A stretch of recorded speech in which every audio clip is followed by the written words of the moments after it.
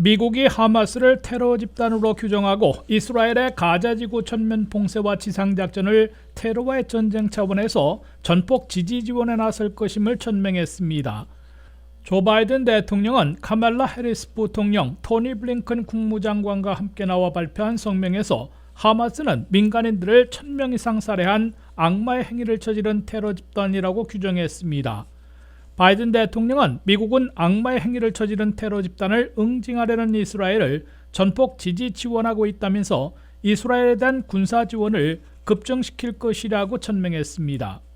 바이든 대통령은 이스라엘이 자국과 자국민을 보호하는 아이언돔에 필요한 요격미사일 등 기묘한 무기와 탄약 등을 신속하고도 결정적이고 압도적으로 제공해 결코 떨어지는 일이 없도록 할 것이라고 설명했습니다.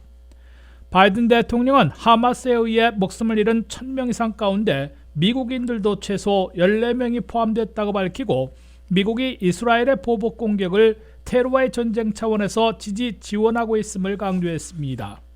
제이크 설리번 백악관 국가안보 보좌관은 대통령이 밝힌 미국인 사망자들 이외에도 20명 정도의 생사가 확인되지 않고 있다며 그 중에서 일부는 하마스에 붙잡혀 있는 인질에 포함되어 있을지 우려된다고 밝혔습니다. 미국은 10일 지중해 동부에 도착한 최신의 항공모함 제럴드 포드호와 전단 이외에도 두 번째 항공모함 드와이트 아이젠하워호와 전단들을 2주 안에 도착시킬 예정이라고 미 국방부 관리가 밝혔습니다. 제럴드 포드호는 정밀 유도 미사일 공격과 핵무기 공격까지 가능한 구축함 4척과 함께 지중해 지역에서 작전에 돌입했습니다. 드와이트 아이젠하워호가 포드호와 교대하게 될지 아니면 지중해 두 척의 항공모함 전단들이 3년여 만에 동시 배치될지는 전황에 따라 결정될 것으로 미 국방부 관리들은 전했습니다. 미국은 이와 함께 중동 지역에 있는 미군 기지들에 배치된 최신의 F-35 전투기와 F-15 전투기 등 공군력에도 출격 태세를 갖추도록 군사명령을 내려놓고 있는 것으로 알려졌습니다.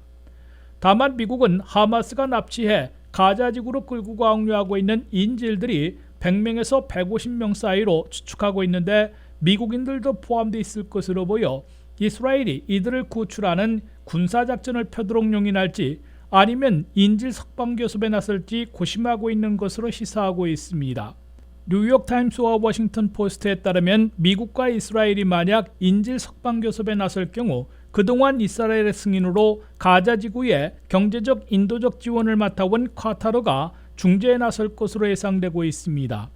그러나 석방교섭 대신 이스라엘의 인질구출 군사작전이나 가자지구에 지상군이 쳐들어가는 지상작전이 단행되면 하마스의 인질살해것과 게릴라전, 시가전 등으로 비화돼 전쟁의 참상이 크게 악화될 것으로 우려되고 있습니다. WKTV 뉴스 한면택입니다.